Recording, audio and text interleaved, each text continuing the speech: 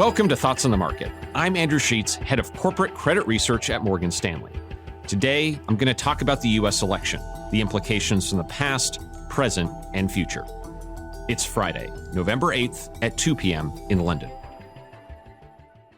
The U.S. election is over, and the result was relatively clear. Republicans won control of the presidency, the Senate, and on current projections are likely to narrowly take the House of Representatives. This so-called sweep will provide significant leeway to enact policy. There is going to be lots of time over future weeks and months and even years to discuss what all of this is going to mean. But for now, I want to offer a few quick thoughts on the impact across the past, the present, and the future.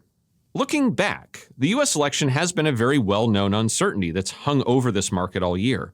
The polling was close between two candidates with very different policy priorities. To the extent that simply not knowing was holding some investors back, or that investors were worried about a contested outcome or, even worse, political unrest, that issue has now passed.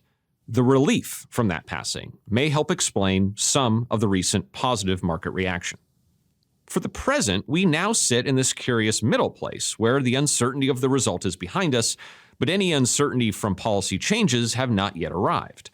Coupled with still strong U.S. economic data, another interest rate cut from the Federal Reserve yesterday, and the tendency of markets to perform well in November and December, and the path of least resistance in the near term may be for markets to continue to do well. The future, however, may have just become less certain. Credit likes moderation and stability, and we think the current economic mix, with U.S. GDP growth and inflation at both around 2.5%, while the unemployment rate sits near historic lows at 4.2%, has been a good one for credit. It's been a major driver of our optimistic spread forecast this year. Yet, based on exit polls, U.S. voters were not happy with this economy and voted for change. The question, which will now dominate investor conversations, is how much of what the new administration has said they will do will end up happening, on everything from tariffs to taxes to immigration.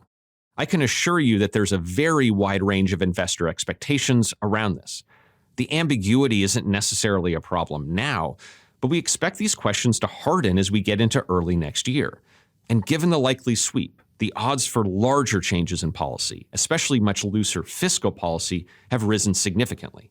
Whatever your average expectation for the U.S. economy over the next 24 months now is, we think the bands around that have widened. And that's also true globally, from Latin America to Europe to Asia. To be a little bit more specific about these wider bands, to the downside, there are now scenarios where tariffs and deportations could push up inflation and weaken growth. And to the upside, there are now scenarios where potentially lower taxes and looser regulation could drive higher stock markets and more corporate animal spirits. But for credit, both of these present challenges. Tight spreads are absolutely not priced for stagflation, while animal spirits and more corporate aggression aren't necessarily a great story if you're a lender. A more benign middle scenario is, of course, still possible, and we're keeping an open mind. But the future has now become more uncertain. Thanks for listening. If you enjoy the show, please leave us a review wherever you listen and share thoughts on a market with a friend or colleague today. The preceding content is informational only and based on information available when created. It is not an offer or solicitation, nor is it tax or legal advice. It does not consider your financial circumstances and objectives and may not be suitable for you.